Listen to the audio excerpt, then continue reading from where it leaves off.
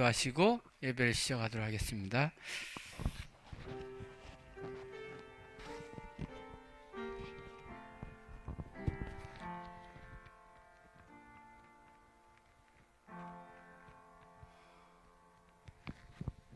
우리 다 같이 일어나서 시작한 찬미 340장을 하겠습니다. 찬미가 340장 후에 이 회중을 위해서 우리 김영자 집사님 기도 인도해 주시겠습니다. 340장입니다.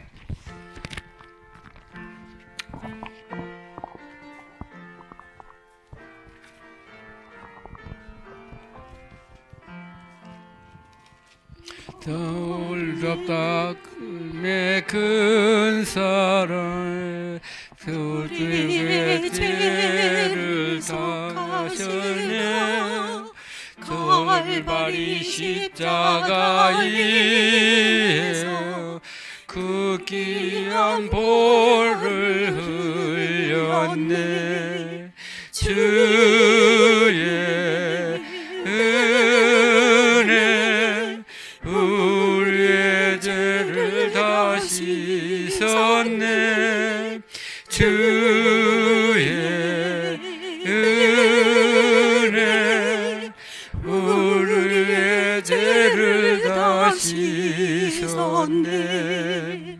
죄악은 사나운 불처럼 우리의 영혼이 하나 제할 수 없는 은혜를 십자가에 보았네. 주의 은혜 우리의 죄를 다 씻었네. 주의 은혜 우리의 죄 다 씻었네. 죄악에 물든 이 영혼을 주님의 피가 씻어주네. 값없이 주시는 그 피에 눈보다 더 희게 씻으라. 주의 은혜 우리의 죄를 다 씻었네. 주의 은혜 우리의 죄를 다 씻었네. 피할 수 없는 그 은혜를 믿는 자에게 거저 주시네.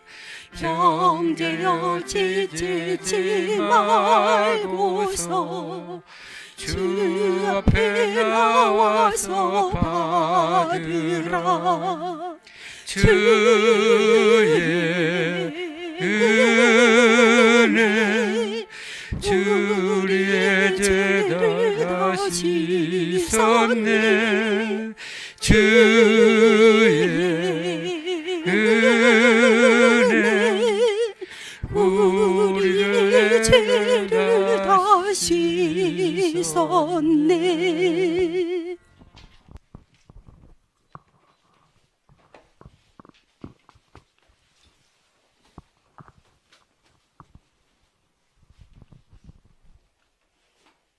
아버지 하나님, 저희들에게 일곱째 날을 주셔서 감사드립니다. 아버지, 안식할 날을 남겨 놓아주셔서 진심으로 감사드립니다. 아버지, 저희와 하나 되기 위해서 아버지 이 날을 제정하여 주시고 아버지 영원 전부터 영원 후까지 이 날을 지키게 하여 주셔서 감사드립니다. 아버지 사랑할 수 있게 하여 주셔서 감사하고 십자가를 통하여서 그 용서의 사랑을 경험할 수 있게 하여 주셔서 감사드립니다. 아버지의 그 말할 수 없는 탄식으로 저희들을 위하여 지금도 영원히 무릎 꿇어서 단언하여 주셔서 감사드립니다. 아버지의 사랑과 예수 그리스도의 용서의 사랑과 성령 하나님의 이끄심이 저희 모두들에게 있게 하여 주셔서 더욱더 감사드립니다. 아버지 하나님, 또한 믿음으로 말미암는 의가 무엇인지 마지막으로 결론 낼 수 있도록 은혜에 은혜를 더하여 주셔서 진심으로 감사드립니다. 아버지께서 저희들의 모든 죄를 이미 예수님께서 아버지께 다 맡기신 그 믿음을 저희들 아버지 인생이 다하는 날까지 경험하여서 이 경험의 노래를 아버지를 모르는 잃어버린 자식들에게 나아가서 외칠 수 있도록 하여 주시옵소서. 우리 목사님을 통하여서 더욱더 아버지의 그 사랑과 예수 그리스도의 용서의 사랑이 저희 마음 깊이, 유전자 깊이 새겨질 수 있도록 성령 하나님 도와주시옵소서. 예수 그리스도의 이름으로 기도드리옵나이다. 아멘.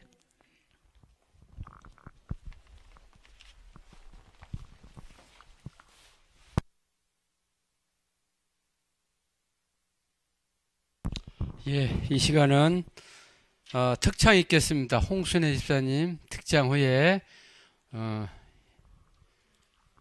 김삼배 목사님 말씀 주시겠습니다.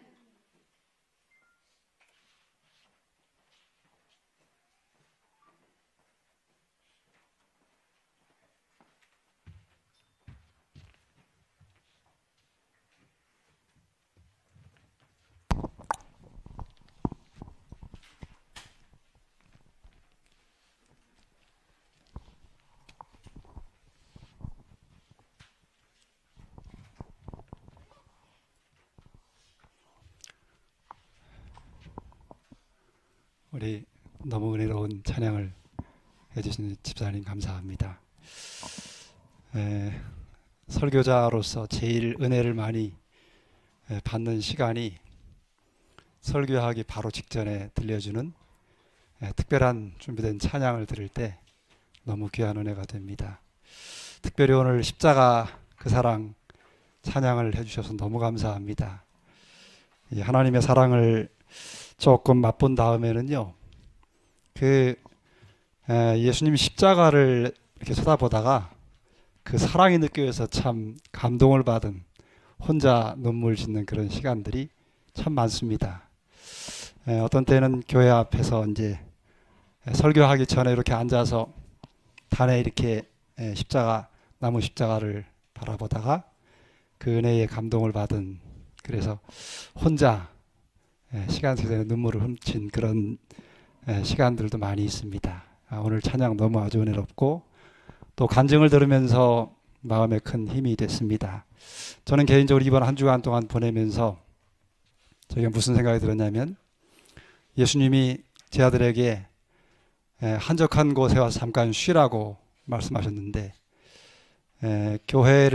일선 교회를 다시 또 맡으면서 지난 1년 동안 좀 많이 바쁘게 지냈습니다. 또 아침 시간에 조용한 시간을 늘 보내는데, 언제까지인가 이렇게 시간을 보내다가 너무 바빠서 잘 못 보내는 그런 시간들이 있었는데, 한 주간 동안 다시 그 잃어버린 아름다운 그 추억들을 다시 회상할 수 있는, 그리고 새로운 또 마음에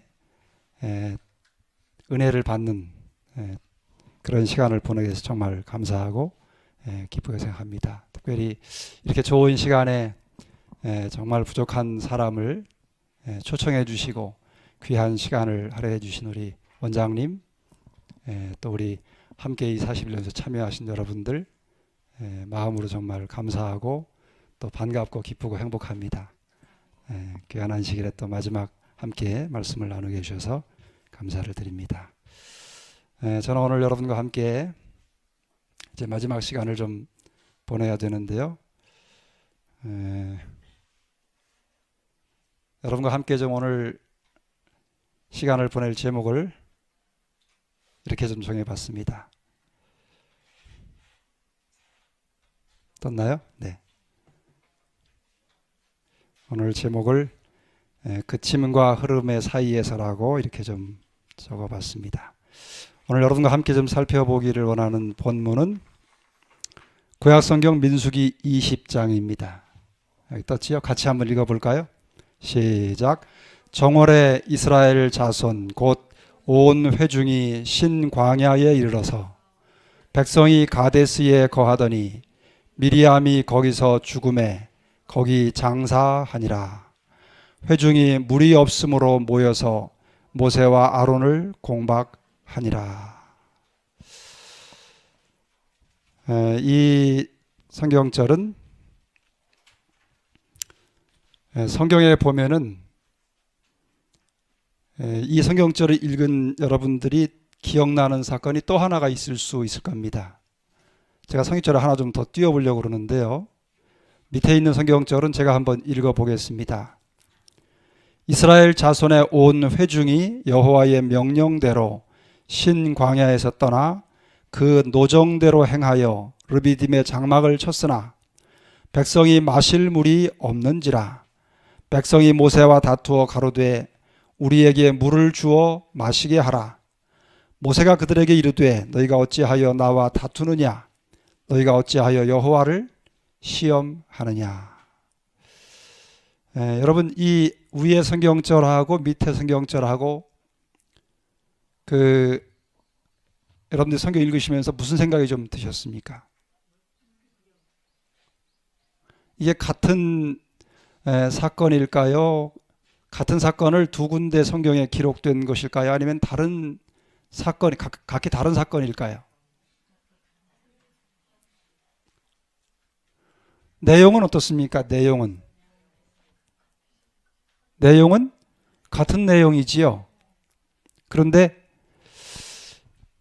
위의 것은 신광야 가데스에서 회중이 물이 없어서 모세와 아론을 공박한 사건이고, 밑에 것은 신광야 르비딤에서 똑같이 물이 없어가지고 백성이 모세와 다툰 그런 사건입니다.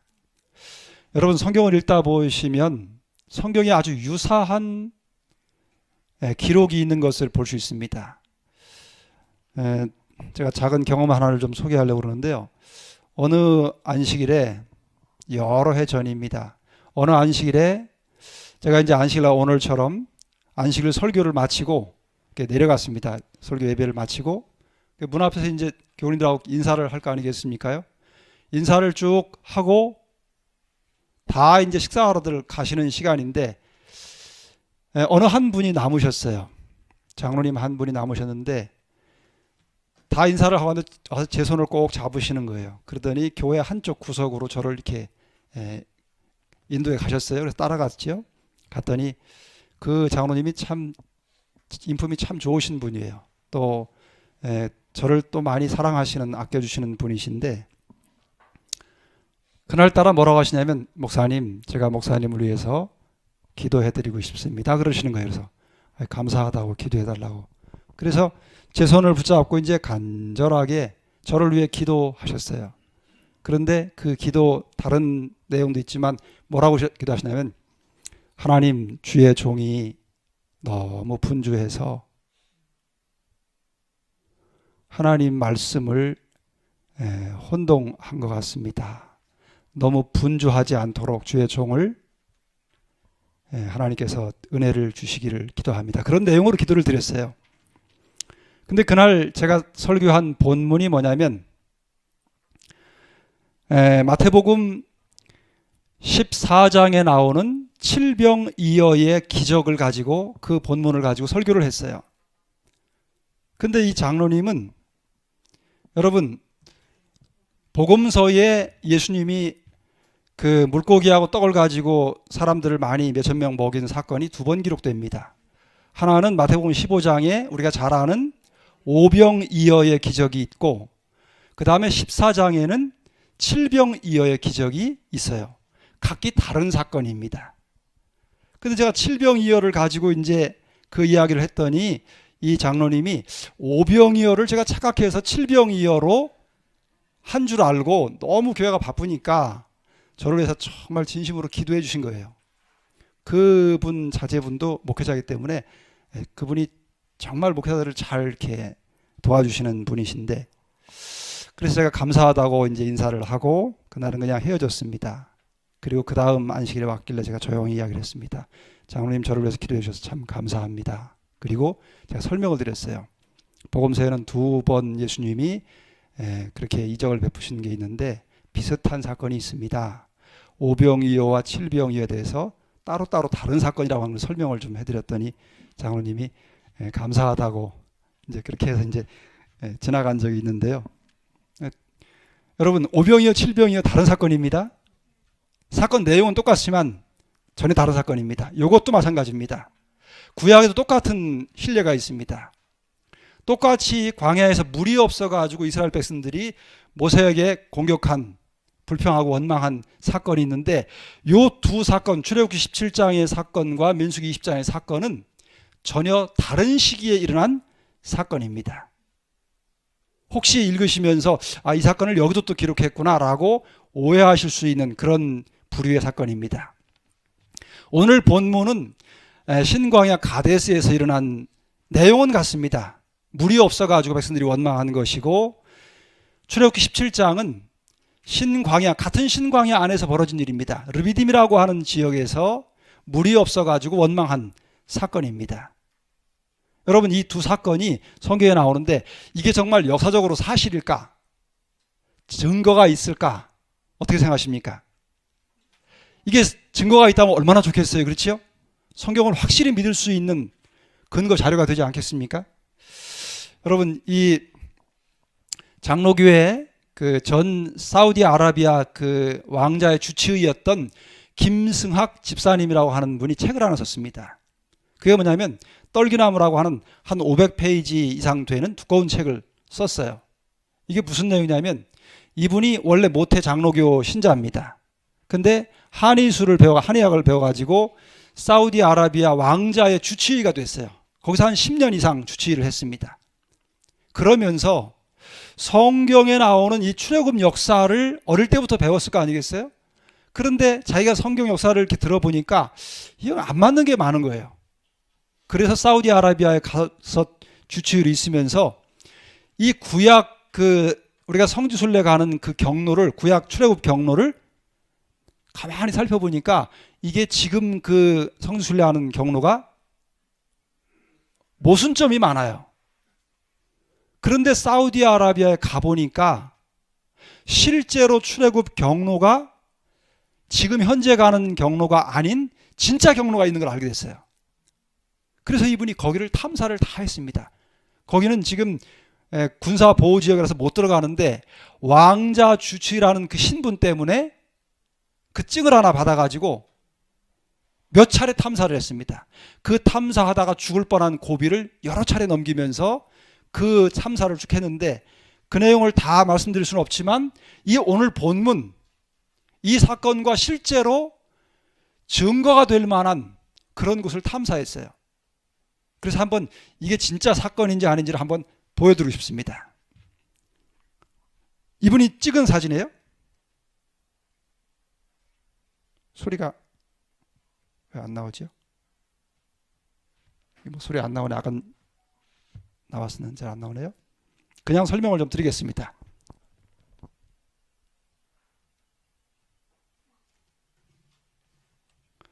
이게 지금 쪼개진 바위 사이입니다. 이 르비딤 그 출애굽 17장 사건에 그 바위가 있는데요. 가족이 갔다가 딸아이가 아파가지고 차를 밑에 세워놓고 못 올라갔는데 밑에서 아이가 찍었어요. 이걸 다. 소리가 나면 참 좋은데 안타깝습니다. 할 수 없죠. 뭐. 그래서 보면 저 바위가 한 4층 정도 높이가 돼요. 그리고 이게 이 물이 나온 곳이 밑에 바닥일 것처럼 생각되지요. 그런데 저 광야 중에 높은 지대였습니다. 모두가 다 지켜볼 수 있는 곳이었어요. 그리고 이 거대한 4층 높이 정도의 바위가 실제로 쪼개졌습니다. 그리고 그 사이에서 물이 흘러나온 아주 그 시내처럼 큰 물길, 그 물길이 흘러간 자국이 그대로 남아 있어요. 여러분 한번 생각해 보세요. 200만 명 정도가 물을 실컷 마시고 짐승까지 먹일 정도면 물이 쫄쫄 나와가지고 되겠어요? 엄청나게 물이 많이 나왔어야만 되겠지요. 그런 그 남은 흔적이 그대로 남아 있습니다. 여기가 들어갈 수 없는 지역이에요. 이 사이에 저렇게 바위가 쪼개지고 저 틈 사이에 큰 구멍이, 물길이 나온 구멍이 있고, 그 다음에 그 밑으로 가면 물이 흘러서 시내가 이렇게 시내처럼 흘러간 그 자국이 그대로 남아 있습니다. 여기 안내자 인도로 받아갖고 쭉 이렇게 나온 상황이 다 있습니다. 이게 오래 볼 수는 없겠죠. 뭐 소리가 안 나오니까, 소용없는 거 없으니까. 어쨌거나 이 사건이 실질적으로 증거가, 여러분 출애굽 지금 이제 성지순례 성지순례 가신 분들한테 좀 죄송한데 저도 예전에 다녀오긴 했는데요.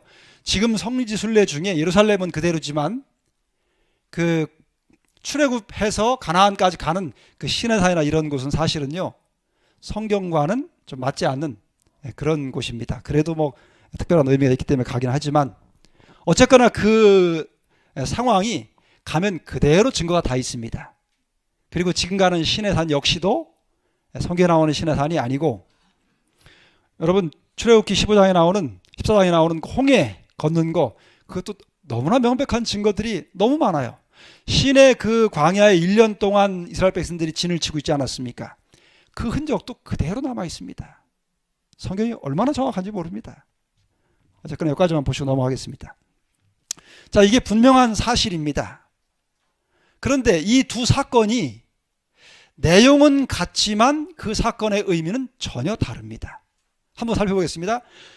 출애굽기 17장 르비딤 사건은 신광야 르비딤에서 나오는 사건이고, 그 다음에 이 본문은 같은 신광이지만 가데스 지역입니다. 그 다음에 내용은 같아요.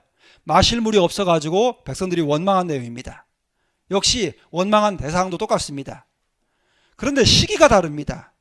출애굽기 17장은 애굽에서 나와가지고 이제 막 가나안을 향해 가는 초기에, 좀 더 정확히 말하면 한 달 정도 조금 더 지난 그 시기에 일어난 출애굽 초기의 사건입니다. 근데 오늘 본문 민수기 20장은 광야에서 40년 방황하는 시간을 마치고 그 다음에 가나안에 들어가기 직전에 일어난 사건이에요. 출애굽 말기에 일어난 사건입니다. 그러니까 이 두 사건의, 이 두 성경 사이에 자그마치 한 40년 정도의 세월이 이 사이에 들어가 있습니다. 그러면 출애굽기 17장에 나오는 이 사건은 무슨 사건이냐면, 애굽에서 나올 때 이것저것 준비를 많이 해가지고 나왔습니다. 근데 준비해가지고 온 것이 다 떨어졌어요. 양식도 떨어지고 물도 떨어지고 다 떨어졌습니다. 그러니까 이제 마실 물이 없습니다. 그래서 마실 물이 없을 때에 백성들이 원망하고 불평했습니다. 그래서 부전절 가운데 보면 신광야를 떠난 후 이스라엘 백성은 르비딤에 장막을 쳤다. 이곳에는 물이 조금도 없었다 그랬어요. 전혀 없었어요. 물이 전혀 없는 상태에서 하나님께서 모세에게 반석을 가지고 지팡이로 반석을 치라. 그래서 반석이 쪼개지면서 물이 나온 사건이에요. 그러니까 물이 없던 상태에서 물이 흘러나오기 시작한 사건이에요. 그래서 이건 흐름의 사건입니다. 그에 비해서 민수기 20장의 사건은 그렇게 물이 출애굽기 17장에 르비딤에서 물이 나오기 시작해서 이스라엘 백성들이 광야를 옮겨 다닐 때마다, 필요할 때마다 물이 흘러나왔다 그랬어요. 가는 곳마다. 그렇게 물이 꾸준히 흘러나왔습니다. 그렇게 물이 근 40년 동안 물이 가는 곳마다 흘러나오다가 이 민수기 20장에 가서 처음에 그 신광야에 들어갔다가 다시 광야를 헤맵니다. 헤매다가 40년 만에 다시 신광야로 다시 들어왔는데 그렇게 흘러나오던 물이 딱 그쳐버렸어요. 그래서 같은 책에 보면 히브리 대군이 가데스에 도착하기 직전에 그처럼 여러 해 동안 그들의 진영 곁에서 솟아나왔던 산 시냇물이 끊어지고 말았다 그랬어요. 그러니까 40년 동안 흘러나오던 물이 그쳐버린 거예요. 그러니까 이 민수기 20장은 그침의 사건입니다. 출애굽기 17장은 없는, 물이 없던 곳에서 흘러나오기 시작한 사건이고, 민수기 20장은 그렇게 여러 해 동안 흘러나오던 물이 딱 그쳐버린 사건이에요. 그러면 여기서 우리가 이런 생각을 해볼 필요가 있어요. 왜 하나님께서 그 거친 광야에서 그 수십 년 동안 물이 필요할 때마다 흘러나오게 하시던 그 하나님이 물을 딱 그치게 만드셨는가? 그 그침의 의미가 무엇이냐 이거예요. 여러분, 이 물이 그친 사건은 특별한 의미가 있는 사건입니다. 첫 번째는 민수기 14장으로 가보면, 민수기 14장에 이스라엘 백성들이 애굽에서 나와서 가나안에 들어가기 직전 그 변방 가데스까지 갑니다. 그리고는 바로 가나안에 들어가지 않고 뭘 하냐면 각 지파에서 대표자를 하나씩 뽑아요. 그리고는 가나안을 미리 들여보내면서 가나안이 도대체 어떤 곳인지, 우리가 정복할 수 있는 곳인지를 정탐을 하게 만들어요. 40일 동안 가서 부지런히 정탐하고서 올 때 포도송이를 하나 가져왔는데 장정 둘이 나무 막대기에다가 그 포도송이 하나를 꿰가지고 그렇게 메고 왔어요. 가나안이 너무 비옥한 땅이었어요. 그런데 가지고 와서 정탐꾼들이 보고를 하는데 두 부리로 딱 나눠졌습니다. 10명이 한 부리고 2명이 한 부리가 나눠졌는데 10명이 와서 그 땅이 얼마나 비옥한지를 설명했어요. 그러니까 백성들이 기대감이 얼마나 좋았겠어요. 기대감이 올라가다가 마지막 보고에서, 그런데 거기 가보니까 거인족 속인 아낙 자손이 있고 성은 얼마나 높은지 우리는 그 사람들이 볼 때 메뚜기 같다. 도무지 정복할 수 없다. 그러자 백성들이 말입니다. 땅을 치면서 원망하고 하나님 앞에 불평하는 겁니다. 그때 여호수아와 갈렙 두 사람이 아니라고, 거기 얼마든지 정복할 수 있다고, 그들은 우리의 밥이라고, 그러면서 힘있게 이야기를 하니까 이 백성들이 누구 말을 들었어요? 이 두 사람 말을 듣지 않고 10명 말을 들었어요. 그래가지고 어떻게 하면 돌을 들어가지고 모세하고 이 두 사람을 쳐서 죽이려고 그랬어요. 그래서 하나님께서 딱 개입하십니다.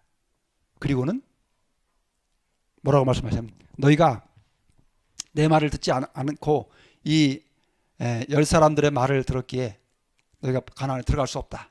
그러면서 정탐꾼이 들어가서 40일 동안 정탐한 그 40일의 하루를 1년으로 환산해서 40년 동안 너희가 광야에서 헤맬 것이다. 그리고 20세 이상의 장년 성인 세대는 여기서 다 죽을 것이다. 그렇게 말씀하십니다. 민수기 14장에 보면 그 말씀이 나옵니다. 너희 자녀들은 너희의 패역한 죄를 지고 너희의 시체가 광야에서 소멸되기까지 40년을 광야에서 유리하는 자가 되리라. 너희가 그 땅을 탐지한 날수 40일의 하루를 1년으로 환산하여 그 40년간 너희가 너희의 죄악을 질지니 너희가 나의 실어버림을 알리라 하셨다 하라. 그 말씀하셨어요. 근데 40년 기간이 딱 찼습니다. 다시 말하면 민수기 14장에 하나님께서 말씀하신 그 기간이 딱 찬 거예요. 그러니까 물을 더 이상 공급할 필요가 없어요. 왜요? 40년이 끝나고 나면 어디로 들어가니까요? 가나안으로 들어갈 때가 됐으니까 시기가 돼서 물을 딱 끊쳐버리신 거예요. 그 다음에 두 번째는 그 출애굽 1세대가 다 죽을 것이라고 말씀하셨어요. 근데 요 시기에 출애굽 1세대가 거의 다 죽었습니다. 살아남은 사람은 누구냐면 여호수아, 갈렙, 모세, 그 다음에 아론, 미리암, 이거 5명이 살아남았어요. 그러니까 물이 딱 그친 요 사건은 하나님이 언약하신 그 언약이 그대로 성취된 사건이에요. 1세대의 모든 사람들이 다 죽을 것이고 40년 동안 광야에서 방황할 것이라고 하는 하나님의 그 언약이 그대로 성취되고 그 성취가 마무리되는 그 시점에 물이 딱 그친 거예요. 그 다음에 왜 그러면 물을 딱 그냥 그쳐버리셨냐? 그럼 나머지 백성들, 어린아이들, 노약자들 어떻게 합니까? 짐승들한테 뭘 줍니까? 하나님께서 딱 그치실 때는 그냥 무조건 그치시는 게 아니에요. 신명기 2장에 보면은 돌이켜 북으로 나아가라. 너는 또 백성에게 명하여 이르기를 너희는 세일에 거하는 너희 동쪽 에서의 자손의 지경으로 지날진대 그들이 너희를 두려워하리니 너희는 돈으로 그들에게서 양식을 사서 먹으며 돈으로 그들에게서 뭐를 사서 마시라고요? 물을 사서 마시라. 물을 그냥 끊으신 게 아니에요. 에돔 족속에 있는 그 방향으로 이스라엘 백성들을 인도하면서 물이 그렇게 40년 동안 흘러나오던 물을 딱 그치시면서 이제는 뭐 하라는 거예요? 더 이상 물이 흘러나오지 않아도 너희가 물을 사서 먹을 수 있는 그 지경까지 인도해 주신 거예요. 그러니까 무작정 목말라서 죽도록 물을 딱 끊어버린 게 아니에요. 사 먹을 수 있도록 방편을 허락하셨어요. 하나님께서 예비하신 길이 주어졌다는 거예요. 여러분 고린도서 10장에 보면은 사람이 감당할 시험 밖에는 너희에게 당한 것이 없나니 오직 하나님은 미쁘사 너희가 감당치 못할 시험 당함을 허락지 아니하시고 시험 당할 즈음에 또한 피할 길을 내사 너희로 능히 감당하게 하시느니라. 여러분 우리 하나님은 정말 자비로우신 분이십니다.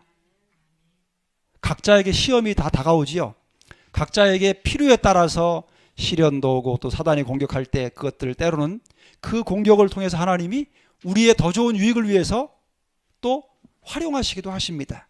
그런데 하나의 분명한 사실은 하나님은 우리 각자를 너무나 잘 아십니다. 그래서 우리가 감당할 수 없는 시험은 허락지 않으세요. 시험이 와서 정말 그 시험 때문에 짓눌려서 죽을 지경이 됐다면 그때는 하나님이 그렇게 하시냐면 반드시 피할 길을 주십니다. 여러분 그 하나님의 좋으신 그 사랑의 약속을 꼭 기억하시기를 바랍니다. 하나님은 우리를 무조건적으로 코너로 몰아붙이고 고양이가 쥐를 잡듯이 그렇게 인도하시는 분이 절대로 아닙니다. 이스라엘 백성도 그렇지 않았어요. 자, 이제 여기 이렇게 물을 딱 그치게 하신 특별한 목적이 있습니다. 부자한 작가 이렇게 기록합니다. 그들은 이제 가나안의 산들이 보이는 곳에 이르렀다. 며칠만 여행하면 그들은 약속의 땅의 변경에 도달할 수 있을 것이다. 그들은 에서의 후손에게 속한 에돔에서 과히 멀지 않은 곳에 있었고 가나안으로 가는 길은 에돔을 통해 나 있었다. 그러니까 여기 이 이스라엘 백성들이 온 곳이 어디냐면요, 눈으로 볼 때 가나안이 보이는 거예요. 여러분, 모세가 느부산에서 죽을 때요, 모세가 눈이 흐려지지 않았다 그랬어요. 근데 지금도 말입니다, 거기 그쪽을 가면 베두인족이라고 하는 사람들이 있어요. 이 베두인족은 목축업하는 사람들입니다. 이 베두인족은 지금도 시력이 얼마나 좋냐면 자기들이 3일 동안 걸어갈 길을 그냥 본다는 거예요. 그 정도로 시력이 좋다는 거예요.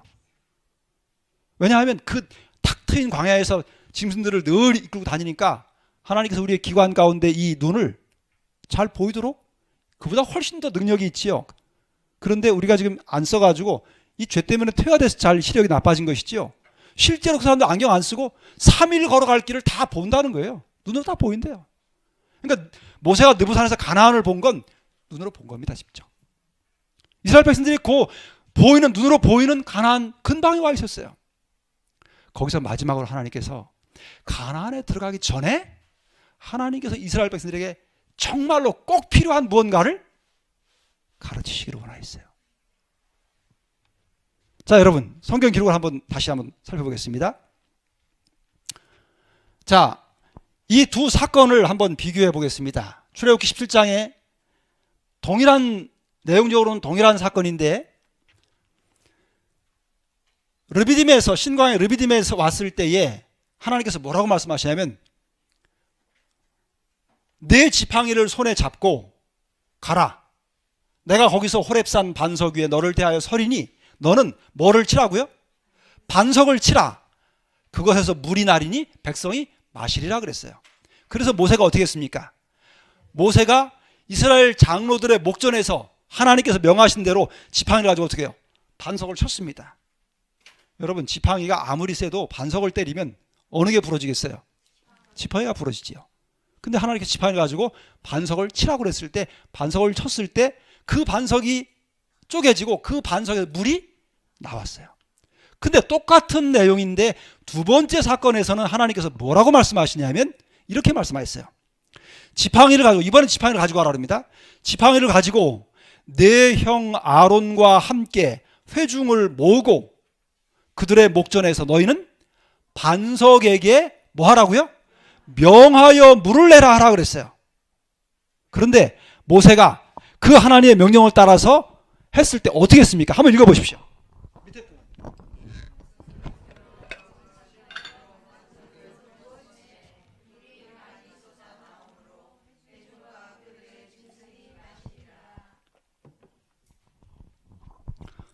첫 번째는 모세가 하나님의 명령에 잘 순종을 했습니다. 근데 두 번째는 하나님께서 지팡이를 가지고 가서 반석에 명하여 물을 내라 그랬어요. 그런데 모세가 하나님의 명령을 순종하지 않고 어떻게 해요? 가서 반석을 지팡이로 치는데 몇 번을 쳤어요? 2번을 쳤습니다. 여러분, 지상에서 가장 온유한 사람이라고 하는 모세가 40년 동안 이스라엘 백성들을 인도했습니다. 그 인도한 이스라엘 백성들은 애굽에서 노예 생활하던 사람들입니다. 질서도 조직도 제대로 잘 갖춰지지 않은, 뭐로 다스려요? 매로 다스림을 받은 그런 노예 생활을 오랫동안 했어요. 그런데 그 백성들을 모세가 40년 동안 인도하면서 얼마나 많이 원망하고 불평을 했겠어요. 그러니까 모세가 지상에서 제일 온유한 그가 참고 인내하다가 지쳐버렸어요. 그래가지고 이 시점에 와가지고는 견디하기 터져버렸어요. 내가 반석에서 물을 내려 하고서 분을 바라면서 그 지팡이를 가지고 반석을 2번을 쳤습니다. 근데 이 사건에서 말입니다, 하나님께서 어떻게 반응하시는지가 성경에 기록됩니다. 여기 보면은 하나님께서 이렇게 반응하십니다. 첫 번째 사건에서는 요 르비딤 사건 후에 바로 이어지는 게 뭐냐면 아말렉이 이스라엘 백성들을 공격합니다. 가나안에서 나와서 처음으로 맞이하는 전투예요. 아무런 준비가 되지 않았습니다. 그래서 모세가 어떻게 해요? 높은 곳에 올라가서 양손을 번쩍 들고 어떻게 해요? 기도하지요. 기도하다 지치니까 손이 내려가니까 어떻게 해요? 싸움이 뒤로 밀려가요. 집니다. 그래서 모세와 아론이 양쪽에서 손을 받치고 하루 종일 손을 들고 기도합니다. 그래서 어떻게 해요? 아말렉하고 첫 전쟁에서 승리합니다. 근데 이 아말렉이 왜 이스라엘 백성들을 공격했는지가 부자현재 잘 설명하고 있어요. 그분에 대한 그들의 불평 때문에 여호와께서는 그들이 원수로부터 공격을 당하도록 허용하셨다 그랬어요. 물이 없다고 원망하고 불편해서 하나님께 대한 아주 그냥 이 불평하고 원망하는 마음이 가득 차 있었어요. 그래서 그 마음을 없이 하시기 위해서 아말렉이 공격하는 것을 허용하십니다. 그런데 두 번째 사건, 첫 번째 사건에는 모세에 대해서 책망하는 사건이 전혀 없어요. 잘못은 누가 했습니까? 잘못은 이스라엘 백성들이 했는데 이스라엘 백성들이 한 그 잘못 때문에 아말렉이 침공해 오게 하는데 두 번째 사건에서는 좀 다른 양상이 기록돼요. 뭐라고 기록하냐면 여호와께서 모세와 아론에게 이르시되 너희가 나를 믿지 아니하고 이스라엘 자손의 목전에 나의 거룩함을 나타내지 아니한 고로 너희는 이 총회를 내가 그들에게 준 땅으로 인도하여 드리지 못하리라 하시니. 이스라엘 백성들이 똑같이 잘못은 누가 했어요? 이스라엘 백성들이 원망했습니다. 그런데 그 사건의 결과로 그렇게 들어가기를 원했던 가나안에 모세가 들어가지 못합니다. 아론도 가나안에 들어가지 못하고 죽습니다. 여러분, 여기서 말이다 우리는 매우 중요한 교훈을 발견할 필요가 있습니다. 한번 상상해 보십시오. 여기 지금 제가 모세라고 치고 여러분들이 다 이스라엘 백성들이라고 치십시다. 여기 지금 반석이 있습니다.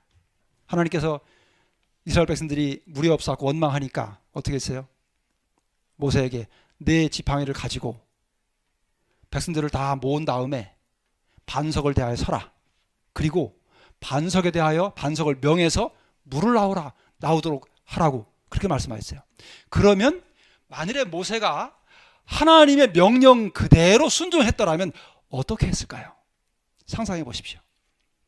제가 지팡이를 가지고 있습니다. 모세입니다. 백성들이 지금 목이 타가지고 갈증이 나갖고 물을 못 먹어가지고 지금 죽을 지경입니다. 그래서 원망하니까 하나님께 모세가 기도해서 하나님께서 말씀하셨어요. 그래서 모세가 백성들에게 장로들에게 백성들을 다 모으라고 그랬습니다. 지금 갈증이 나가지고 죽을 지경인데 자기들의 지도자가 다 오라고 그러니까 이제 물을 주려는가 보다 하고 지금 다 왔어요. 그리고는 백성들이 보는 앞에 딱 섰습니다. 지금 백성들의 시선이 다 누구에게로 향해 있어요? 모세에게로 향해 있습니다. 그런데 하나님께서 뭐라고 그랬어요? 지팡이를 가지고 반석에게 명하여 물을 내라고 그랬어요. 그러면 그 말씀 그대로 순종했다면 모세가 지팡이를 들고서 반석을 쓰고 반석아 물을 내라 하고서 지팡이를 어디를 가리켰겠어요? 반석을 가리켰을 거예요. 그러면 모세가 그 지팡이를 가지고 반석을 가리키면서 하나님의 명령을 반복할 때 백성들의 시선이 모세에게 주목되어 있다가 어디로 향했을 것 같아요? 반석에게로 향했겠지요. 하나님께서는 모세를 통해서 이제 가나안에 들어가기 바로 직전에 모세를 통해서 가장 중요한 한 가지 교훈을 가르치시려고 했어요. 모세가 지금 하나님께로부터 받은 명령이 매우 중요한 교훈을 가르칠 매우 중요한 역할을 해야 될 상황입니다. 그 역할이 뭐냐면 지팡이를 가지고 반석을 가르치는 것입니다. 그 반석을 가르칠 때에 이스라엘 백성들이 40년 동안 누구만 바라보고 왔냐면 모세만 쳐다보고 왔어요. 그런데 그날 그 순간에 모세가 지팡이를 가지고 가르치는 그 반석을 향해서 백성들의 시선이 인간 지도자인 모세에게서 반석으로 향하도록 하는 것이 하나님의 목적이었습니다. 그렇게 반석으로 시선이 향했을 때 거기서 놀라운 일이 벌어지는 것입니다. 반석에서 뭐가 쏟아나오기 시작해요? 물이 콸콸콸콸 쏟아나오기 시작하는 광경을 백성들이 지켜보도록 한 것이 하나님의 목적이었어요. 그게 모세가 모세를 통해서 하나님이 하시고자 하는 중요한 교훈이었어요. 여기 부자연자 이렇게 기록합니다. 모세는 그의 경솔한 행위로 인하여 하나님께서 가르치시고자 하신 교훈의 효력을 상실시켰다 그랬어요.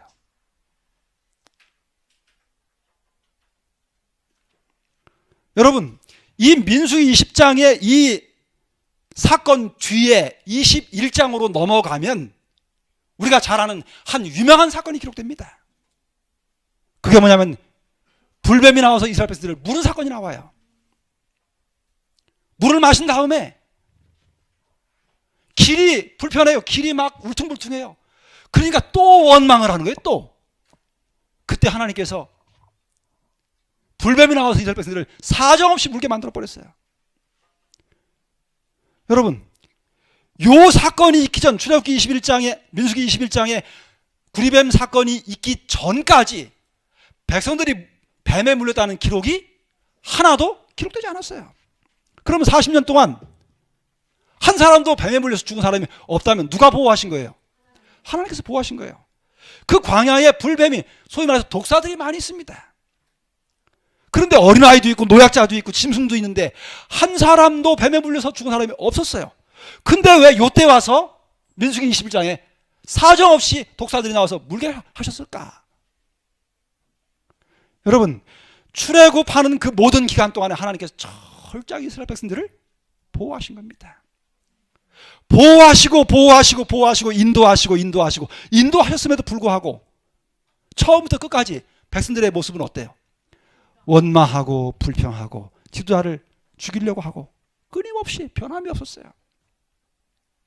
그래서 하나님께서 어떻게 해요? 그 보호의 울타리를 잠시 풀으셨어요. 잠시 거두셨어요. 거두자마자 40년 동안 물지 못하고 있던 이 독사들이 때는 있다라고 사정없이 나와가지고 물기 시작했어요. 독사에 물리면 어떻게 해요? 독이 혈관을 타고 전체 전기관으로 다 퍼져갑니다. 그러니까 어떻게 해요? 다리가 퉁퉁 부기 시작하면 조금 있으니까 어떻게 해요? 숨을 쉬기 어려워요. 호흡 곤란이 옵니다. 그러자 또 이제는 잘못했다고 모세한테 우리를 살려달라고 하니까 하나님께서 모세를 통해서 구리로 뱀의 형상을 만들어가지고 장대에 묶어가지고 높이 달으라고, 그리고 뭐라고 그래요? 백성들한테 그거를 쳐다보라고, 쳐다보면 살 것이다 그랬어요. 그런데 모세가 진짜 구리뱀으로 형상을 만들어가지고 장대에 높이 들고서 자 이제 저 구리뱀을 쏟아보라고, 그럼 나을 거라고. 그러니까 백성들이 어떻게 했어요? 그거를 쳐다보니까 실제로 어떻게 했어요? 나음을 입었어요. 숨을 못 쉬어가지고 하던 사람들이 안정이 되기 시작했어요. 다리가 퉁퉁 부어가지고 거의 죽어가는 사람들이 부기가 서서히 빠지기 시작하는 거예요. 여러분 상식적으로 생각해 보세요. 독사에 물렸는데 장대에 단 어떤 물건을 쳐다본다고 그게 독이 없어지고 나을 수 있겠어요? 없겠어요? 상식적으로 불가능한 일입니다. 그건. 근데 왜 하나님께서 그런 불가능한 그런 일을 명하셨을까요? 여러분이 아무리 장대에 노뱀 만들어갖고 달아놓고 독사 물린 사람 쳐다보게 해도요 절대 살지 않습니다. 따라하지 마세요. 큰일 납니다. 여러분, 하나님께서 그렇게 하신 이유가 있습니다. 여러분, 여기 부자연자 가운데 이렇게 말씀하십니다. 여호와께서는 이제 그들이 드리는 희생 제물 자체는 구리뱀처럼 아무 능력도 없고 효력도 없지만 구리뱀과 같이 그것은 그들의 마음을 크신 속죄의 제물이신 그리스도께로 인도해야 할 것임을 그들에게 가르치고자 하셨다. 다시 말하면 마지막 그 민수기 20장에서 하나님께서는 모세를 통해서 가나안에 들어가기 직전에 마지막 하나님의 남은 그 인도하심의 마지막 순간에 반드시 가르치시고자 하는 교훈이 있었어요. 그게 뭐냐면 백성들의 시선을 그리스도께로 향하도록 하는, 어떻게 그들이 영원한 구원을 얻는지를 가르칠 수 있는 가장 중요한 표상적인 지식을 알려주려고 하셨던 것입니다. 여러분, 만일에 민수기 20장에서 모세가 실패하지 않았다면 민수기 21장 구리뱀 사건은 기록되지 않을, 발생하지 않아도 될 사건이었습니다. 민수기 20장에 실패하는 지도자의 실패 때문에 발생한 사건이 민수기 21장 구리변 사건이에요. 그래서 여러분, 예수님께서 요한복음 3장에 보면은 그 어두운 밤에 찾아온 유대 선생인 니고데모가 왔을 때 사람이 물과 성령으로 거듭나지 않으면 하나님 나라에 들어갈 수 없다고 말씀하시면서 그 후에 무슨 이야기를 하냐면 요한복음 3장 14절에 인자도 뭐 해야 된다고요? 들려야 하리니, 광야에서 뱀이 들린 것처럼 인자도 들려야 하리니. 그러면서 뭐라고 그래요? 요한복음 3장 16절에 그 유명한 성경절, 하나님이 세상을 이처럼 사랑하사 독생자를 주셨으니 이는 저를 믿는 자마다 멸망치 않고 영생을 얻게 하려 하심이라. 그 복음을 말씀하신 거예요. 예수님이 민수기 21장 이 구리뱀 사건을 그대로 인용하셨어요. 쳐다보면 살리라. 그래서 백성들이 쳐다보니까 쳐다본즉 살더라. 그 구리뱀은 십자가에 달리실 예수님을 상징했던 사건입니다. 여러분, 여기 더 놀라운 사실이 하나 있습니다. 민수기 21장 8절에 그것을 보면 살리라 그랬어요. 근데 여러분, 구약 제일 앞책으로 가서 창세기 22장 8절에 보면 아브라함이 가로되 아들아 번제할 어린 양은 하나님이 자기를 위하여 친히 준비하시리라 이렇게 말씀하십니다. 근데 여기 빨간 걸 실제가 표했죠. 여기 민수기 21장 8절에 보면이라고 하는 말하고 창세기 22장 8절에 친히 준비하시라고 하는 말하고 원어가 똑같습니다. 이게 히브리어로 라라고 하는 단어입니다. 이게 보다라고 하는 뜻도 있고 준비하다라고 하는 뜻도 있어요. 그러니까 다르게 문맥에 따라서 번역한 겁니다. 다시 말하면은 민수기 21장에서 구리뱀을 쳐다본다고 하는 그 말은 우리가 예수 그리스도를 바라보고 믿는다는 의미입니다. 여러분, 인간에게는, 죄 지은 인간에게는 바라보고 믿는 것이지만 하나님 입장에서는 이게 죄인을 위해서 모든 필요한 것을 준비하시는 거예요. 구원은 그냥 이루어지는 게 절대로 아닙니다. 죄 지은 인간이 스스로 할 수 없기 때문에 하나님이 모든 것을 다 준비해 놓으시고 너희는 뭐만 하라는 거예요?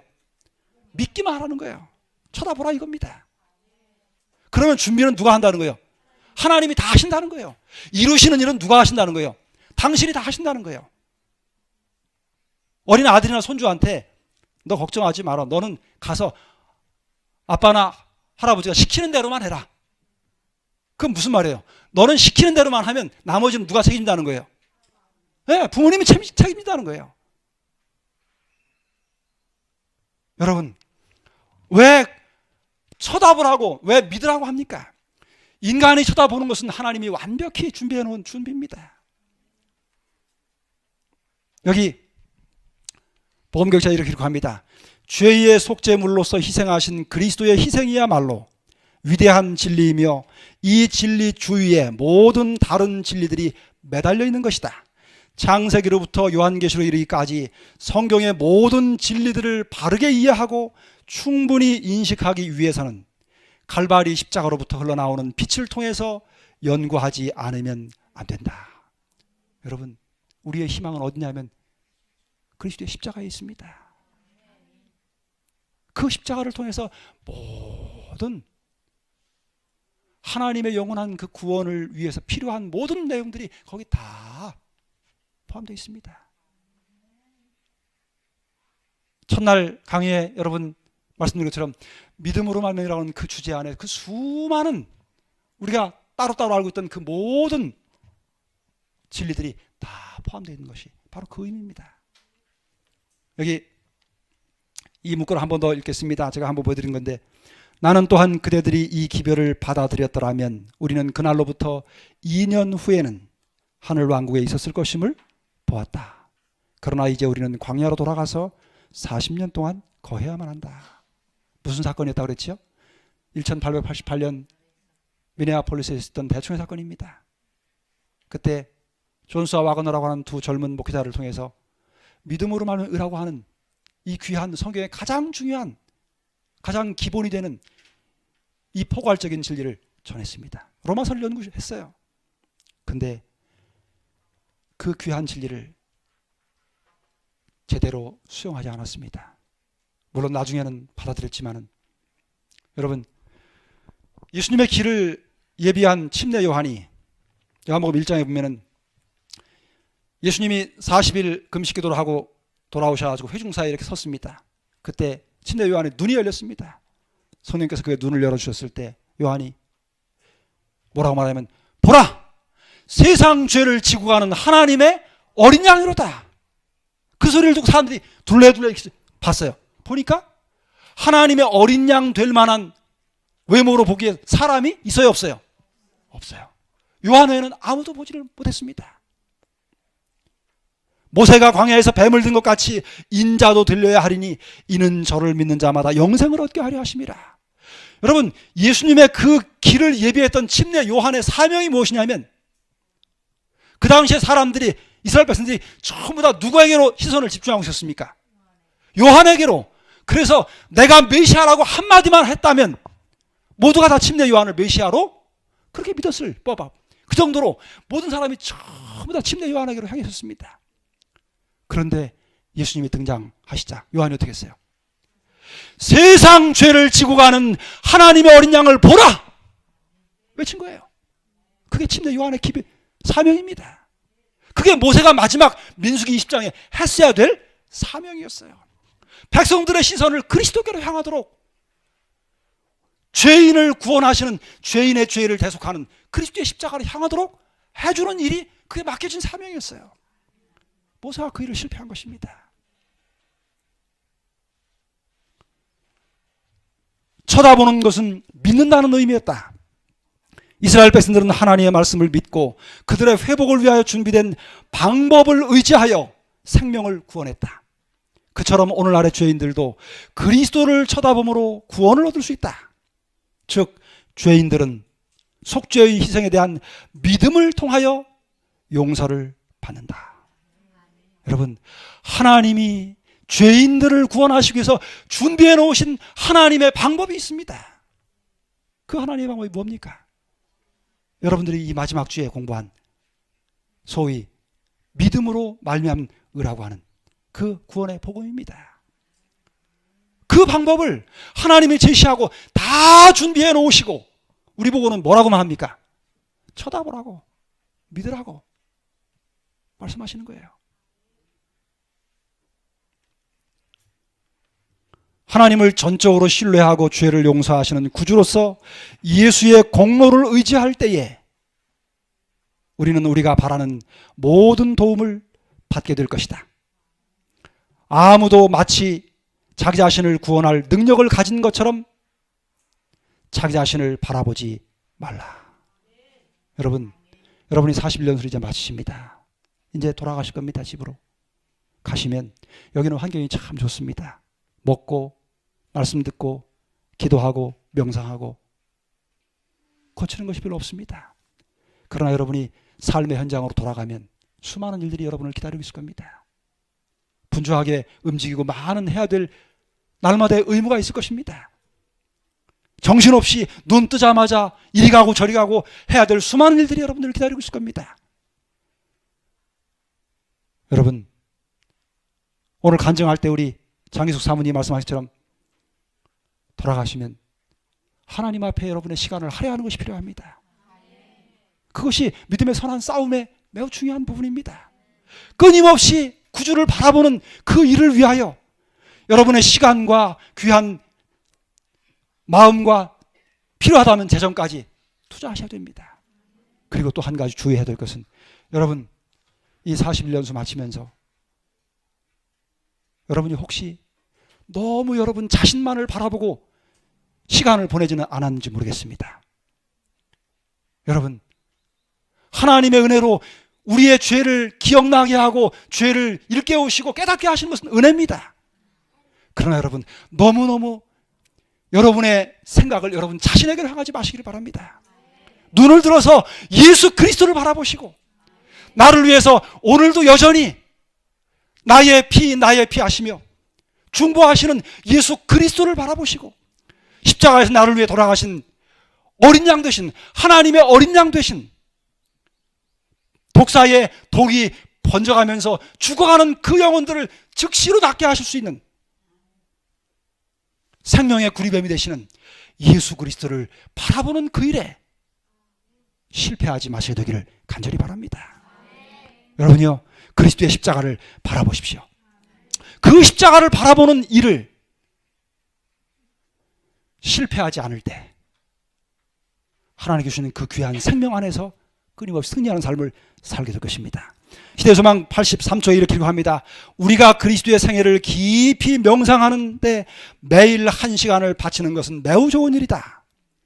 우리는 그의 생애를 한 조목 한 조목씩 연구하고 각 장면, 특히 그의 생애의 마지막 장면을 확실히 머릿속에 그릴 것이다. 그렇게 되면 어떤 일이 벌어질 거라고 말씀하시냐면 이렇게 말씀하십니다. 이와 같이 우리가 우리를 위한 그의 크신 희생을 깊이 생각할 때에 그에 대한 우리의 신뢰는 더욱 굳어질 것이며 우리의 사랑은 격발되고 우리는 더욱 그리스도의 정신에 깊이 물들게 될 것이다. 만일 우리가 마침내 구원을 얻고자 한다면 우리는 십자가 밑에서 통회와 겸손의 공과를 배워야 한다. 여러분이요, 그리스도의 십자가로 향하시기를 바랍니다. 여러분의 시야에서 단 한순간도 그리스도의 십자가를 놓치지 않는 그런 삶을 살 수 있도록 기도하시기 바랍니다.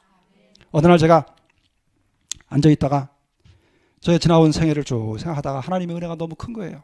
근데 가만히 앉아있다 보니까 제가 참 너무 초라하게 느껴졌습니다.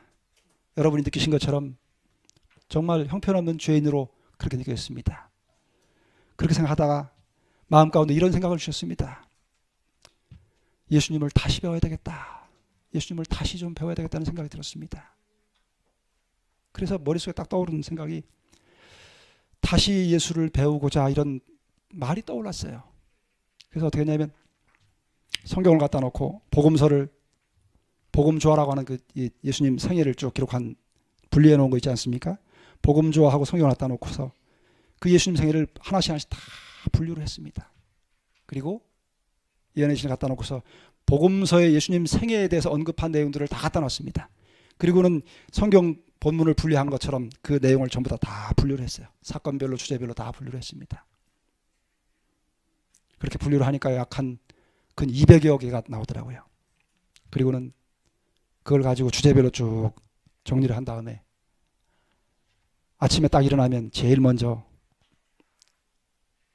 간단히 기도하고 물 한 모금 마시고 세수도 안 하고 바로 성경을 펴니다.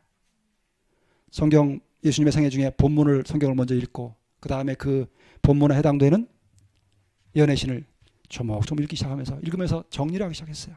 하나씩 하나씩. 그 정리가 어느 정도 되면 그걸 머릿속에 좀 집어넣습니다. 그리고 하루 다니면서 일하면서 이것저것 방문하면서 틈틈이 그 아침에 봤던 것을 계속 생각을 하는 것입니다. 되새김질을 하는 거예요. 왜 그렇게 했냐면은 제 생각 속에서 예수님을 잊어버리지 않으려고. 그렇게를 몇 해를 했습니다. 그래서 제가 어느 날 제가 원주 연수원에 있을 때 어느 날 연수를 마쳤는데 여집사님 한 분이 집에를 안 가고 일요일 날 남았어요. 그래가지고 사무실 문을 두드렸어요. 그래서 시간이 꽤 된 시간인데 왜 안 가셨냐고 그러니까 자기가 기도 제목이 있는데 그것이 해결이 안 돼가지고 남았다는 겁니다. 그래서 이야기를 들어보니까 이 집사님이 참 어려운 형편에 있어요. 남편이 교통사고를 당했는데 요 목 밑으로 완전 마비가 돼버렸어요. 요 위에 머리만 살아있는 겁니다. 그 누워있는 거예요. 이 여집사님은 간호사입니다. 애들은 어리고 남편 수발하면서 그 아이들 뒤치다거리 하면서 경제 생계 이어가면서 너무 힘들어서 서울에 있다가 시골로 내려왔어요. 요양원에 남편을 거기다 요양원에 넣어놓고 그 요양원에 간호사로 취직을 했어요. 근데 그것도 하루 이틀이지 몇 년을 지나면서 이분이 완전히 탈진이 돼버렸어요. 이제 완전히 그야말로 아주 넉다운 번아웃 될 그런 지경이 됐어요. 그러니까 인간적인 한편에서는 이 남편을 더 이상 감당할 수 없으니까 도망가고 싶은 거예요. 근데 양심이 있으니까, 신앙이 있으니까 도망은 못 가고, 이걸 해결을 못하면 자기는 살 수가 없는 거예요. 그래서 그 문제를 놓고서 연수원을 온 겁니다. 근데 일주일 지났는데 답이 없어요. 그래서 가지도 못하고 그렇게 남아있다는 소식을 들으니까 답을 해줄 말이 없는 거예요. 한 2시간 반 정도 상담을 하는데 들으면서 속으로 계속 기도를 드렸습니다. 하나님, 이 영혼에게 무슨 이야기를 해 주어야 됩니까? 답을 주십시오. 속으로 기도하는데 거의 상담이 한 2시간 정도 진행됐는데 하나님께서, 야, 너 네가 지금 하고 있는 거 그거 있지 않느냐? 그거 좀 소개해 주라 그런 거예요. 그래서 제가 이 다이베 프로젝트, 제가 이름을 붙인 겁니다. 그냥 다이베 프로젝트를, 이걸 왜 붙였냐면 요 잡지에 글을 하나 써달라고 1월 달에 해서 제가 이걸 소개했는데요. 그래서 이 이야기를 했어요. 집사님, 제가 한 가지 좀 소개를 하고 싶은 게 있는데 한번 해보시면 어떠냐고 그래서 쭉 설명을 쭉 했습니다. 가셔서 이렇게 좀 해보시라고. 그러면서 한 30분 더 상담을 했더니 이분이 얼굴이 조금 환해졌어요. 그래서 마실 때쯤에, 목사님, 제가 답을 좀 얻은 것 같습니다. 그래요. 아, 그러냐고. 기도합시다. 기도하고 이제 갔어요. 한 6개월쯤 지났습니다. 제가 오늘 상가집 그 조문을 갔는데 그 집사님 출석하는 교회 담임 목사님이 왔어요. 그 이야기하다가 그분 생각이 딱 떠올라가지고, 아, 그 아무개 집사님 그 교회 나오냐고 그랬더니, 아, 있다고. 어떻게 생활하냐고 그랬더니, 아, 목사님, 그 집사님이 참 힘들었는데요. 연수원 갔다 오더니 아주 밝아졌습니다. 그 속으로, 아하, 다이베 프로젝트를 잘 하고 있구나 생각을 했습니다. 여러분, 왜 제가 이 내용을 소개하냐면, 여러분 이제 집으로 돌아가시면 할 일이 많을 겁니다. 십자가를 바라본다고 하는 말이 제가 이번 한 주간 동안에 계속 강조를 했습니다. 그게 단순히 십자가 쏟아본다는 말이 아니지요. 그 의미를 잘 이해하셔야 됩니다. 여러분의 시야를 예수님에게서 절대로 놓치지 마십시오. 정록에 대한 8장에 보면 그리스도에 이르기까지 자라남이라고 하는 그 챕터에 보면 사단은요, 사단이라는 게 하나입니다. 사단은 우리가 예수님께로 향하는 우리의 시선을 돌려놓기를 원하는 거예요. 이것만 돌려놓으면 그 다음에 승리는 누구한테 가냐면 사단에게 갑니다. 사단은 그걸 알고 있어요. 다시 말하면, 반대로 말하면 우리의 영적인 시선이 예수님께로 향해 있으면 우리는 희망이 있습니다. 왜냐하면 하나님께서 다 준비해 놓으시고 우리를 이끄시기 때문에 우리가 비록 가다 넘어질지라도 절대로 우리를 버리지 않으실 겁니다. 여러분이요, 시간을 마치면서 다시 한번 부탁드립니다. 그리스도의 십자가로 나가십시오. 예수 그리스도를 바라보시고 그 십자가를 바라보는 일에 실패하지 마시기 바랍니다. 그리고 그 십자가에서 비춰오는 그 빛 가운데 오랫동안 머무르십시오.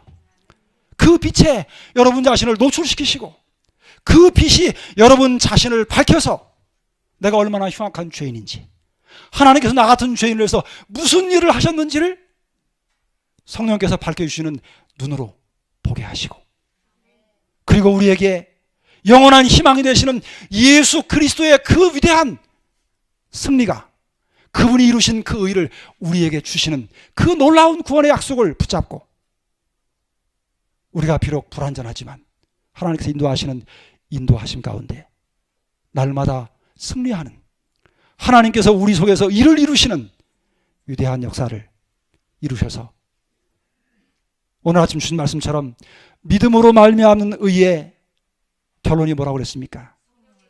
성령을 받고 승리하는 삶이라고 그랬습니다. 그런 삶을 사시다가 우리가 주님 앞에 설 때 오늘 이런 자리를 함께 나누면서 하나님의 은혜를 돌아볼 수 있는 그런 우리 모든 성도님들 되시기를 간절히 바라면서 말씀을 마치겠습니다.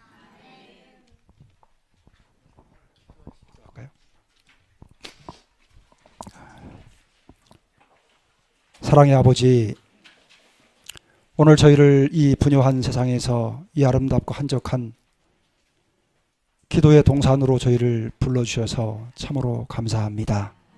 아버지, 40일 동안 또는 한 주일 동안 이 귀한 생명의 말씀을 들은 주님의 자녀들을 기억하여 주시옵소서. 아버지, 우리가 얼마나 부족하고 연약하고 참으로 죄 많은 존재인지를 주께서 너무나도 잘 아십니다. 우리의 체질이 진토임을 아시는 아버지, 우리를 불쌍히 여겨 주옵소서. 우리의 눈을 들어서 장대에 높이 달리신 우리의 영원한 구주가 되시는 예수 그리스도를 바라볼 수 있도록 우리를 도와 주시옵소서. 그리고 그 안에서 주시는 그 놀라운 영원한 생명을 이 땅에서부터 얻고 그 생명을 함께 나누는 삶을 살다가 오시는 주님을 맞이할 수 있도록 아버지, 우리 모두를 지키시고 축복해 주시옵소서.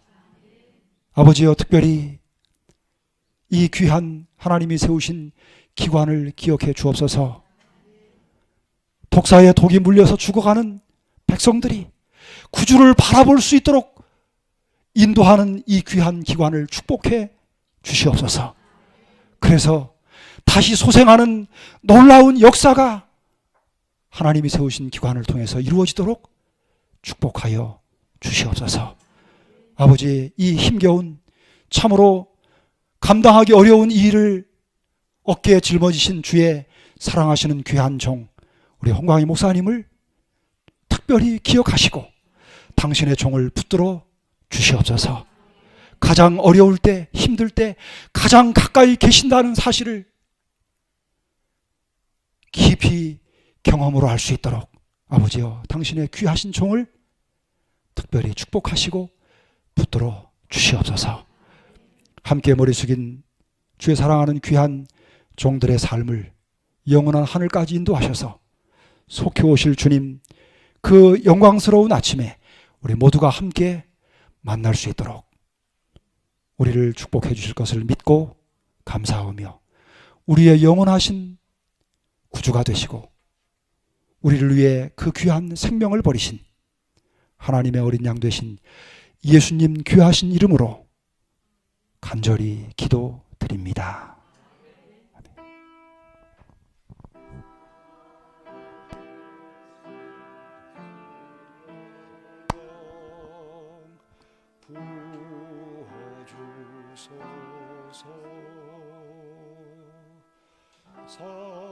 살아계신 주의 영 부어주소서. 새로 지은 내 마음속 살아계신 주여